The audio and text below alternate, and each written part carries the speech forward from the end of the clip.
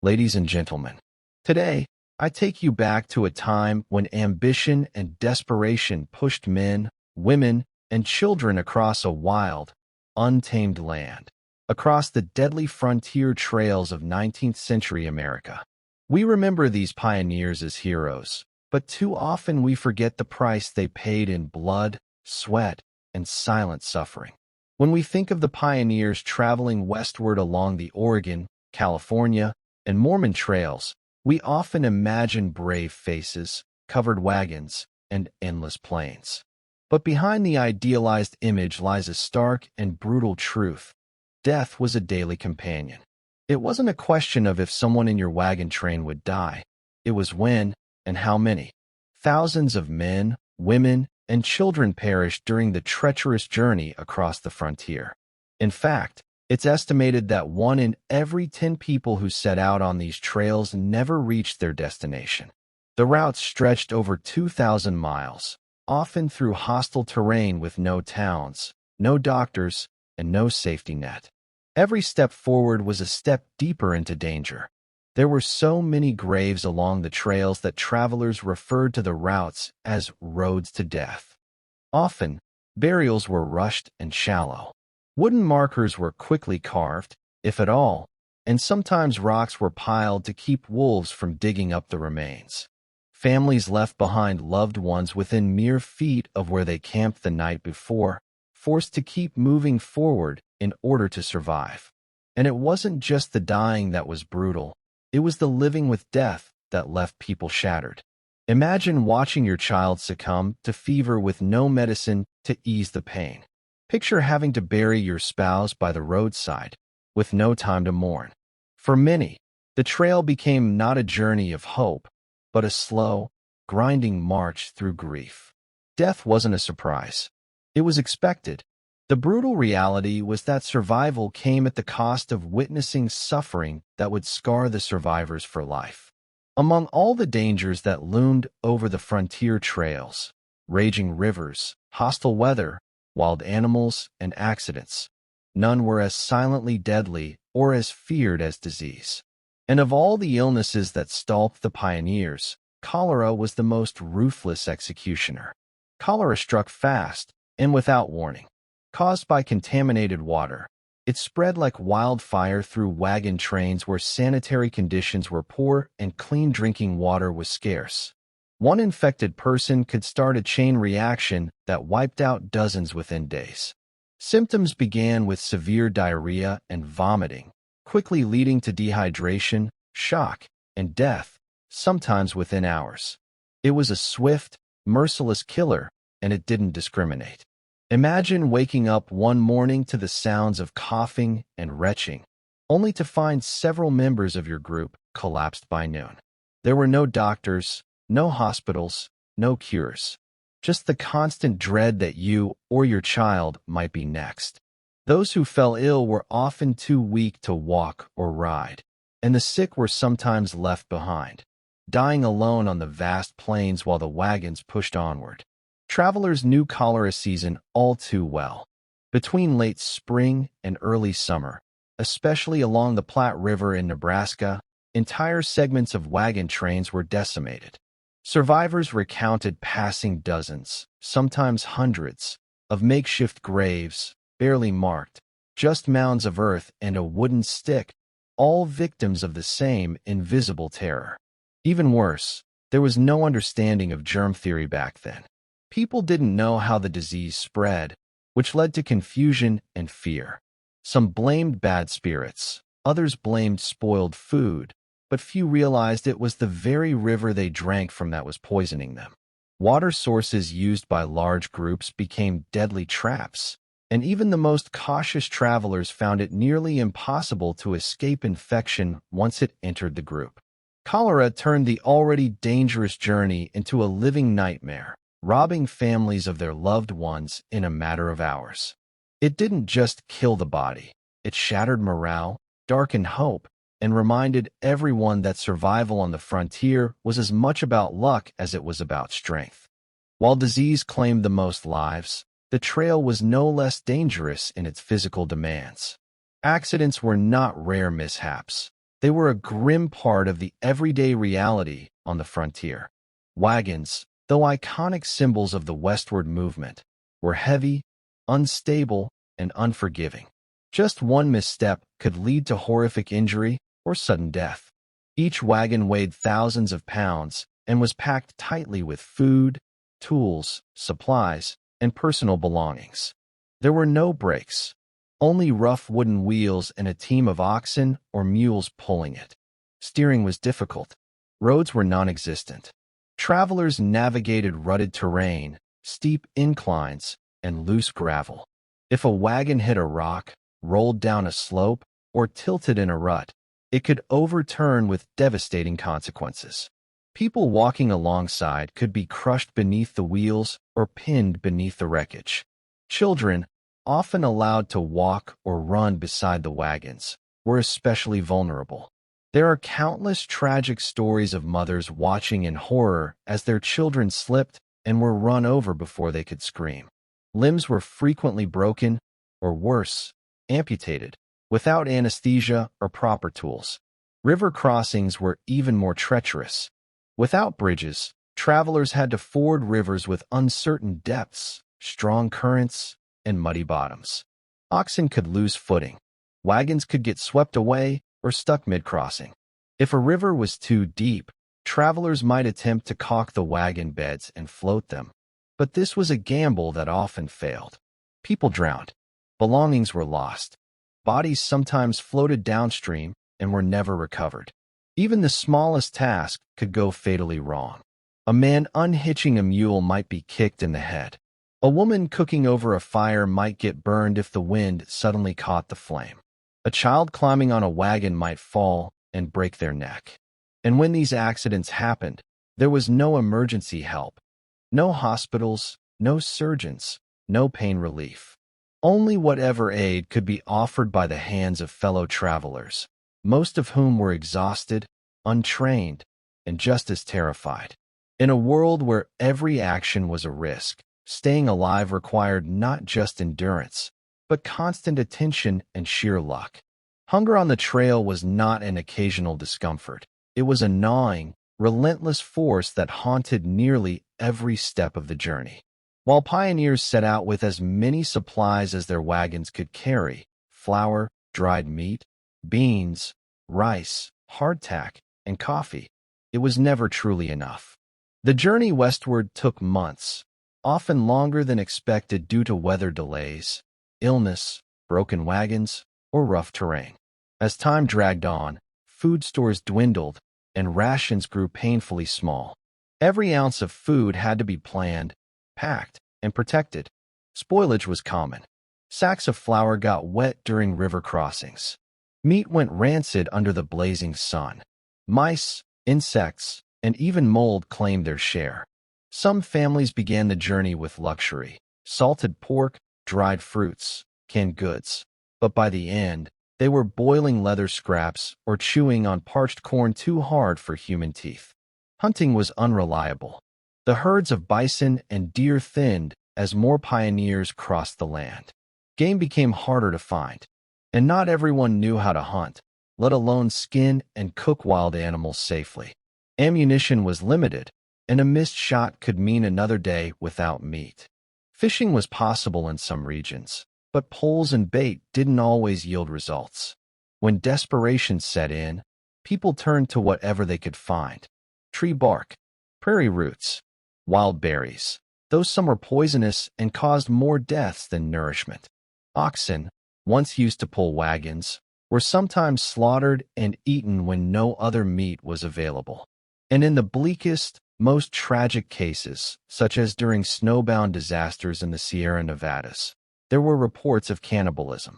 These were not mad acts of violence, but horrific choices made by people who had exhausted every other means of survival. Hunger weakened the body and spirit. Starving children cried endlessly, too tired to walk. Adults grew irritable, sluggish, and hopeless. A hungry traveler couldn't think clearly or make good decisions, increasing the risk of deadly mistakes. Sharing food meant smaller rations for everyone, yet hoarding caused resentment and mistrust. Entire communities were torn apart by the question of who deserved the last crumbs of bread. On the deadly frontier trails, food wasn't just sustenance. It was power, hope, and life itself. And when it was gone, people were forced to confront their most primal instincts in a brutal battle to stay alive. Nature on the frontier was not a backdrop. It was an unrelenting adversary. The weather along the deadly trails could shift from life-giving to life-threatening in a matter of hours. For pioneers crossing vast open plains, treacherous mountains, and arid deserts, the elements became one of the most dangerous and unpredictable killers they would face. In the high summer months, the sun scorched the land with brutal intensity. Shade was a rare luxury on the endless prairie, and wagons offered little relief from the heat. Travelers were often exposed for hours on end, their skin blistering and cracked. Water sources dried up or turned stagnant, and dehydration claimed many lives. The animals fared no better. Oxen collapsed from exhaustion, tongues swollen, foaming at the mouth, and entire wagon trains were forced to stop for days, hoping for rain that never came. Then there were the sudden thunderstorms. On the open plains, there was nowhere to hide from the fury of the skies. Lightning struck the ground like cannon fire, igniting dry grass or splitting trees. Torrents of rain turned dusty trails into impassable mud, swallowing wheels and drowning supplies. Winds ripped through camp, destroying tents and flipping wagons. Thunder echoed across the empty land, terrifying animals and children alike. In some areas, hailstones the size of eggs would batter travelers without warning, injuring people and killing livestock. But it was the cold that truly broke the will of even the toughest pioneers. As autumn approached and wagon trains neared the mountains, early snowstorms became deadly traps. The Sierra Nevada and Rocky Mountains were especially notorious. Blizzards could strike suddenly, burying the trail and sealing off any chance of escape. Snow piled high, temperatures plummeted below freezing, and wagons became ice-covered tombs. With supplies already low and animals dying from exposure, some travelers froze to death in their sleep, huddled together in a vain attempt to stay warm. Frostbite blackened fingers and toes. Fires were hard to start with wet wood and wind-blown ashes. And with snow choking the trails, travelers couldn't move forward or back. The weather didn't care about schedules or prayers. It didn't pause for grief or mercy. It destroyed the unprepared and punished even the cautious. There was no predicting the whims of the frontier sky. The same path that was sunny and calm in the morning could become a death trap by nightfall. And as the pioneers trudged on, day after day, they learned to fear not just the trail ahead, but the sky above. Among the thousands who set out across the deadly frontier trails, the most vulnerable were always the youngest and the oldest. For children and the elderly, the grueling journey west was not just difficult. It was often a death sentence cloaked in hope. They were carried along by dreams of a better future, but many never even made it past the unforgiving wilderness that stretched between their old life and the promise of a new one. Children, especially the very young, had delicate immune systems and fragile bodies that were ill-equipped for the harsh, unpredictable demands of the trail. Days were long and merciless. There were no strollers or rest stops. Children either walked on tired legs for miles at a time, or were jostled in wagons already packed with supplies and equipment. The roads were rough, with little chance to sleep, eat well, or stay clean. Dust choked the air, flies covered everything, and illness ran rampant through the tight quarters of wagon trains. Even a simple cold could become deadly. But it was diseases like dysentery, measles, whooping cough, and especially cholera that struck children hardest. Fevers rose rapidly. Bodies weakened. Food and water, when they could be found, weren't enough. Parents watched helplessly as their children cried, grew quiet, and then slipped away, often with nothing more than a handmade cross or a rock to mark their graves along the side of the trail. There were wagons that left Missouri with 4 or 5 children and arrived in Oregon or California with only one. The elderly, meanwhile, suffered in different but equally cruel ways. The physical toll of the journey was immense. Muscles ached, joints stiffened, and even minor injuries became life-threatening without rest or medical care. Sleeping on the hard ground in bitter cold, walking for hours on end, and enduring hunger sapped whatever strength many older travelers had left. They were more prone to exhaustion, more susceptible to infection, and less likely to recover from accidents or exposure. For many older pioneers, the trail was their final chapter, not a new beginning. They were often seen as burdens, slowing down wagon trains or requiring more care than others could spare. Some made the journey with stoic determination, refusing to complain, while others were left behind, too weak to continue, dying alone or in the arms of grieving family. Death didn't come with dignity on the trail. It came swiftly and often without warning. And while every life lost was a tragedy, the loss of the young and the old left a unique kind of pain. Children were the future, the reason so many families had braved the unknown. The elderly were the keepers of stories, the quiet strength behind many decisions to head west. Their deaths weren't just personal. They were a devastating reminder of the high cost of the dream so many were chasing.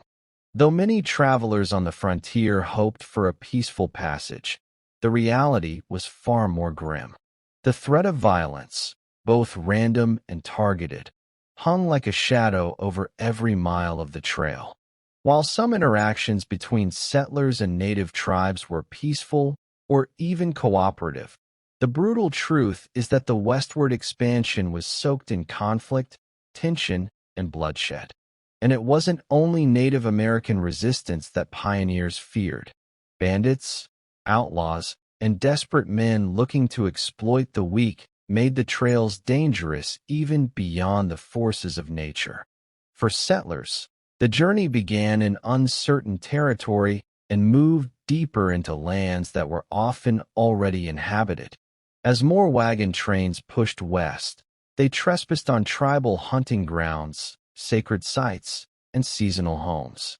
Some tribes responded with diplomacy or wary tolerance, but others, facing starvation, betrayal, or encroachment, saw violence as their only defense. Raids on wagon trains, often at night or in isolated stretches of the trail, became a deadly possibility. Travelers lived with the constant fear that any campfire might attract unwanted eyes. They posted guards, circled wagons, and kept rifles close. But still, attacks could come swiftly and without warning. Horses and oxen were stolen. Supplies were looted. Sometimes, lives were taken. Even rumors of raids could cause entire wagon parties to panic, abandon plans, or turn against each other in fear and suspicion. But not all the danger came from native tribes. Bandits and deserters also roamed the trails, especially in lawless or remote regions.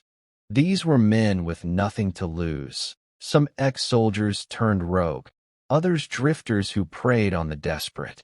They'd follow behind wagon trains or pose as travelers, waiting for a moment of weakness to strike.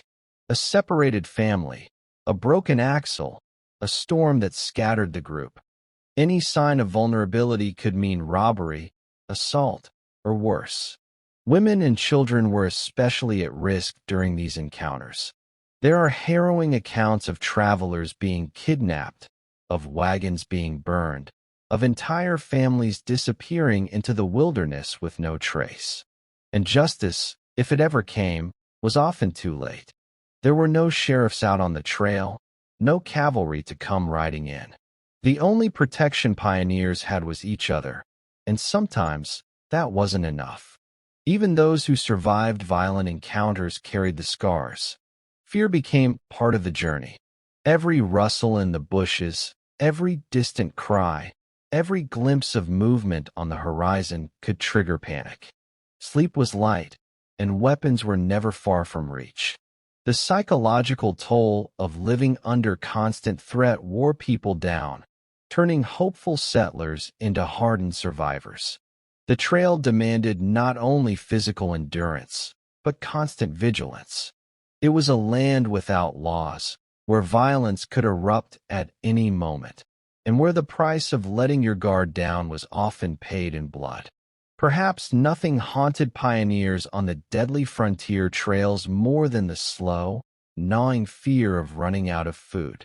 At the outset, most families carefully packed their wagons with flour, dried beans, salted meat, cornmeal, coffee, and hardtack, whatever would last the journey without spoiling. They tried to plan for months of travel, but the road west was long, full of delays, and almost always harsher than expected. What seemed like ample provisions in Missouri or Independence quickly dwindled once the real journey began. Wagons could only carry so much, and even the best prepared travelers had to make hard decisions about what to bring and what to leave behind. Every pound mattered. If a river crossing went wrong, sacks of grain could be lost to the current. If oxen collapsed or wagons broke, travelers might be forced to abandon barrels of food just to keep moving. And once supplies were gone, there was no general store, no delivery, no safety net. Rations became smaller with each passing week. Families went from full meals to half portions, then to meager handfuls just to stretch their supplies. Hunger changed people. The strong grew weak. Tempers flared. Parents gave up their portions so their children could eat. Boiled leather, tree bark, and even shoe soles were sometimes chewed in desperation. There are chilling stories of pioneers boiling belts, using starch from clothing, or scouring the trail for insects and small game. When a rabbit or deer was spotted, it became a matter of survival, and fights sometimes broke out over a single kill. And then there was the worst-case scenario, when starvation turned deadly. People wasted away before their loved ones' eyes. Their skin grew pale and sunken, their eyes hollow, their strength vanished. Walking became nearly impossible. Some dropped to the trail, too weak to go on, and were left behind to die, not from injury or illness, but from the slow, silent grip of hunger. Starvation didn't just destroy the body, it shattered the spirit. It made people question the journey, the dream, the promise of the West. It turned hopeful pioneers into skeletal figures haunted by the smell of food, the sound of an empty stomach, the weight of every mile. And for some, in the darkest corners of the trail, hunger drove people to unthinkable acts. There are records of cannibalism in desperate situations, where starvation broke through every human boundary and left nothing but raw survival. The fear of starvation followed every step of the trail. It whispered in the wind, stared from the faces of the dying, and etched itself into the memory of those who lived to tell the tale. On the frontier trails, nature was not just a backdrop. It was a powerful, unpredictable force that shaped every day of the journey, often with terrifying consequences. Travelers were at the mercy of the elements, moving slowly and vulnerably through vast, untamed landscapes that offered no shelter, no warning systems, and no forgiveness. One moment, the sky might be clear and the wind calm. The next, a furious storm could descend from the mountains or roll across the plains, transforming the trail into a death trap. Rainstorms were relentless. When they came, they turned dry wagon paths into rivers of mud, swallowing wheels and oxen alike. Axles snapped, wagons toppled, and entire parties were forced to halt in place, waiting for days while their supplies soaked through and tempers wore thin. Families huddled under leaking canvas covers, trying to keep children dry while everything around them grew damp and heavy. There were no tents or cabins, only what you brought with you and the hope that it would hold together. Worse still were the flash floods. In regions like the Great Plains or the Rocky Mountain foothills, a sudden downpour could send walls of water barreling through narrow valleys and across shallow rivers. Pioneers trying to ford streams often found themselves caught mid-crossing, with wagons swept away, livestock drowned, and family members lost to the raging current. Many who survived such events never forgot the sounds, the panicked cries, the crashing of wood, the roar of water as it erased everything in its path. And then there was the wind. Out on the plains, windstorms could come howling out of nowhere, tearing through camps with savage force. Sand and dust filled eyes, mouths, and lungs, turning the air into a choking, blinding nightmare. Prairie fires, sparked by lightning or even careless campfires, could spread faster than a horse could gallop, devouring everything before travelers could escape. Flames reached for the skies, driven by fierce winds, and left behind nothing but scorched earth and ash-covered bones. Snowstorms presented another cruel threat, especially in the mountains. Those who reached high elevations too late in the season often found themselves trapped by early blizzards, unable to move forward or back. Temperatures plummeted. Trails disappeared beneath layers of white. Wood for fires became impossible to find, and starvation quickly followed the freezing cold. Some perished in groups, their wagons half buried, while others set off on foot in desperate, often fatal attempts to find help. Lightning struck wagons. Hail shattered bones. Thunder cracked so loudly it seemed to split the sky. There was no place to hide, no sturdy roof, no protective walls, just the open sky and the endless, merciless reach of the wilderness. Weather was not a minor inconvenience on the trail. It was one of the deadliest dangers pioneers faced. It tested every ounce of their resilience, every decision they made, and every hope they carried into the West. While the deadly frontier trails demanded immense physical strength, perhaps the most harrowing challenge was the emotional burden that slowly wore travelers down day by day. This was not simply a test of endurance. It was a relentless erosion of the human spirit.